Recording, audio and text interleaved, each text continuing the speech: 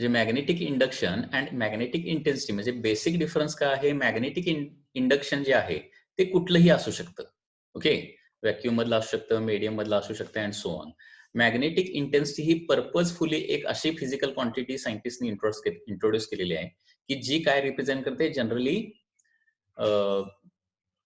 Magnetic field in vacuum किती apply झालेला आहे, किंवा ही पर्पजफुली एक्सटर्नल मॅग्नेटिक फील्ड जे आपण मटेरियलवर अप्लाय करणार आहे, एक्सटर्नल मॅग्नेटिक फील्ड ते व्हॅक्यूम मध्ये असेल तर किती स्ट्रॉंग असणार आहे एक्सटर्नल मॅग्नेटिक फील्ड, हे रिप्रेझेंट करण्यासाठी मॅग्नेटिक इंटेन्सिटी नावाची टर्म आपण वापरतो. हे लक्षात घ्या. Okay, so magnetic intensity is a vector quantity which represents strength of external magnetic field in vacuum. Book मध्ये तुम्हाला एवढीच डेफिनेशन मिळेल. It represent strength of magnetic field. Okay, generally in vacuum and related to the external magnetic field. त्याच्यानंतर ही definition अशी पण होऊ शकते की it is the dipole movement applied by external magnetic field per minute volume. म्हणजे external magnetic field किती dipole movement apply करतं त्या पर्टिक्युलर व्हॉल्यूमवर, त्याला काय म्हणतो आपण, मॅग्नेटिक इंटेन्सिटी असं म्हणतो. So H is dipole movement applied per minute volume. त्याचं एसआय युनिट काय येणार आहे, ampere per metre SI unit येणार आहे. Direction is south to north internally and north to south externally. आणि आणखी एक महत्वाची डेफिनेशन काय आहे, magnetic intensity is nothing but magnetic induction in vacuum divided by permeability. म्हणजे हा जो फॉर्म्युला आहे तो तुम्हाला मॅग्नेटिक इंडक्शन आणि मॅग्नेटिक इंटेन्सिटी या दोघांच्या मधलं रिलेशन सांगतो. So magnetic induction in vacuum divided by permeability of vacuum is nothing but magnetic intensity. This is one more formula. So H is equal to B naught by mu naught. Okay, H is equal to B naught by mu naught, or B naught is equal to mu naught into H. Okay, so म्हणजे magnetic intensity माहित असेल, if you know magnetic intensity, then magnetic induction, आणि ते पण कुठलं, vacuum मधलं, फक्त material नसताना. कारण मटेरियल आलं की मॅग्नेटिक फील्ड मॉडिफाय होतं, तिथलं मॅग्नेटिक इंडक्शन चेंज होतं. मटेरियल आलं की मॅग्नेटिक इंडक्शन चेंज होईल, परंतु magnetic intensity which is a property of external magnetic field will remain as it is. Okay, so जब कोई भी मटेरियल नहीं है, जब कंप्लीटली वैक्यूम है, उस time magnetic induction suppose B naught है और permeability of vacuum suppose mu naught है, तो B naught by mu naught is nothing but magnetic intensity. Okay, so one question, important question related to magnetic intensity is that what is the magnetic intensity inside solenoid. solenoid में magnetic intensity कितना रहेगा, तो magnetic intensity inside solenoid कैसे निकालना है, तो हमें एक फॉर्मूला पता है, मैग्नेटिक इंडक्शन इस टॉपिक में हमने ये formula by using ampere's law derive किया है. ये फॉर्मूला क्या है, magnetic induction inside solenoid is mu naught कहना है. Okay, magnetic induction inside solenoid कितना रहता है, mu naught N I. So magnetic intensity inside solenoid कितना रहेगा, H is equal to B naught by mu naught. So mu naught ni divided by mu naught. So mu naught get cancel and magnetic intensity is equal to ni. अभी इस पर से भी SI unit निकाल के देखिए, याच्यावरून SI unit काढून बघा काय येणार. Small n म्हणजे काय असतं, number of turns per minute length. Number of turns per minute length म्हणजे काय येणार, 1 मीटर येणार, म्हणजे युनिट फक्त लिहावं. टर्न्स पर मिनिट लेंथ म्हणजे पर मीटरच युनिट येणार ना, आणि करंटचं युनिट काय, एम्पियर. सो याच्यावरून देखील एसआय युनिट काढलं तर काय येणार आहे, एम्पियर पर मीटरच येणार. Ampere per metre is the SI unit. म्हणजे बघा हे युनिट्स बघा, एम्पियर मीटर पण एकाच युनिट आहे, एम्पियर मीटर स्क्वेअर पण एकाच युनिट आहे, आणि एम्पियर पर मीटर पण एकाच युनिट आहे. कुठल्या कुठल्या फिजिकल क्वांटिटीचं युनिट आहे सांगा रे जरा. हे एम्पियर इंटू मीटर कोणाचं युनिट आहे रे, एम्पियर मीटर बोला. युनिट्स खूप महत्वाचे आहेत. Ampere metre is unit of the pole strength. Ampere metre square is the unit of dipole moment. Pole strength is denoted by small m. Dipole moment is denoted by capital M. And ampere per meter is the unit of magnetic intensity, that is H. So remember these things. ठीक है.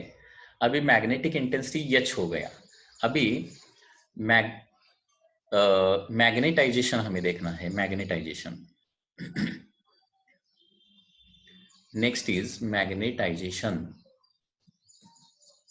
Okay, next term is magnetisation.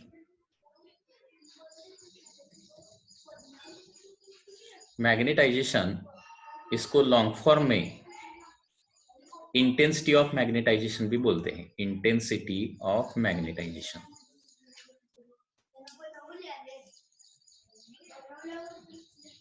Intensity of magnetisation. Okay, मॅग्नेटायझेशनला intensity of magnetisation असंही म्हटलं जातं, लक्षात घ्या. इथं confusion व्हायचं नाही, कारण मॅग्नेटिक इंटेन्सिटी आणि इंटेन्सिटी ऑफ मॅग्नेटायझेशन या दोन कम्प्लिटली डिफरंट टर्म आहेत. मॅग्नेटिक इंटेन्सिटी म्हणजे एच आणि इंटेन्सिटी ऑफ मॅग्नेटायझेशन हे कन्फ्युज होऊ शकते, आणि म्हणून आपण काय करतोय, शॉर्ट फॉर्म मध्ये जनरली वापरतो intensity of magnetisation. Okay, intensity of magnetisation ऐवजी मोस्टली मॅग्नेटायझेशनचा वर्ड म्हणा. Magnetisation it is denoted by MZ. Okay, MZ. Now this magnetization is the term related to the material. अभी देखिए, H is the term which is related to the external magnetic field, and magnetization is the term which is related to the material. Okay, अभी material से related ये term कैसी है देखिए.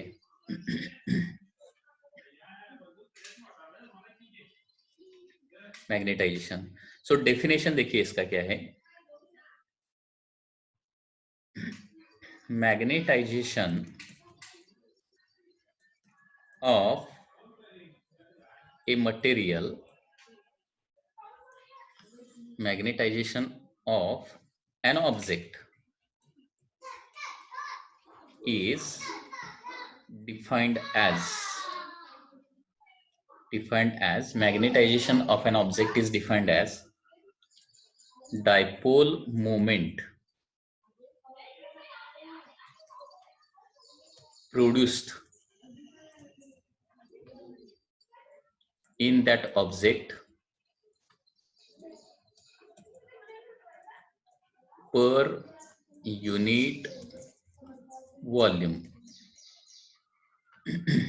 when placed in external magnetic field. External magnetic field.